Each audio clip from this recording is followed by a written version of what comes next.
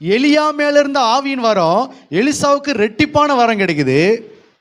அப்ப எலிசா பின்னாடி சுத்தனை கேயாசிக்கு எத்தனை வரம் கிடைக்கணும்? 4 மடங்கு கிடைக்கணும். அவன் மேல இருந்த வரம் இவனுக்கு ரெட்டிப்பா கிடைச்சது. அப்ப இவன் மேல இருந்த வரம் அவனுக்கு எத்தனை மடங்கு கிடைக்கணும்? 4 மடங்கு கிடைக்கணும். ஆனா என்ன கிடைச்சது? குஷ்டரோகம் தான் கிடைச்சது. அல்லேலூயா. நாகமானுடைய குஷ்டரோகம் உன்னை தொடரும். வாசிங்க அந்த வசனத்தை. 2 ராஜாக்கள் 5:27. 2 ராஜாக்கள் 5:27. ஆகையால் நாகமானின் குஷ்டரோகம் உன்னையும் உன் சந்ததியாரையும் போச்சு.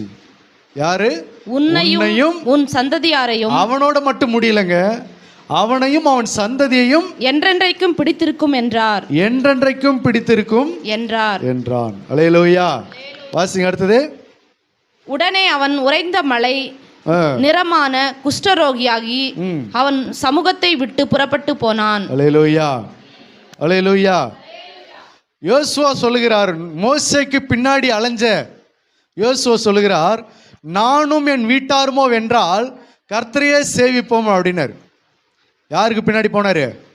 மோசேக்கு பின்னாடி போனாரு. ஆனால் எலிசாவுக்கு பின்னாடி போன கேயாசிக்கு அவனையும் அவன் வீட்டாரும் எல்லாத்தையும் சேர்த்து என்ன பிடிச்சது? குஷ்டரோகம் பிடிச்சது. அப்போ இதில் எங்கே நடந்திருக்குது மிஸ்டேக்?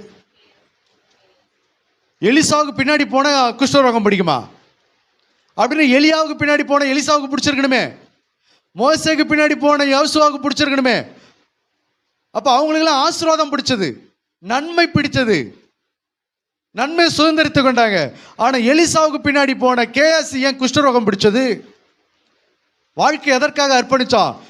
ஒரு தேவ மனுஷனுக்கு ஊழியம் செய்யணும், ஒரு தேவ மனுஷனுக்கு கீழ்ப்படியணும், ஒரு தேவ மனுஷனுடைய சமூகத்தில் பணிவிடை செய்யணும், அதனால ஆசீர்வதிக்கப்படணும்னு சொல்லி தான் கேயாசி போனான், அர்ப்பணிச்சுக்கிட்டான் தன் வாழ்க்கையை.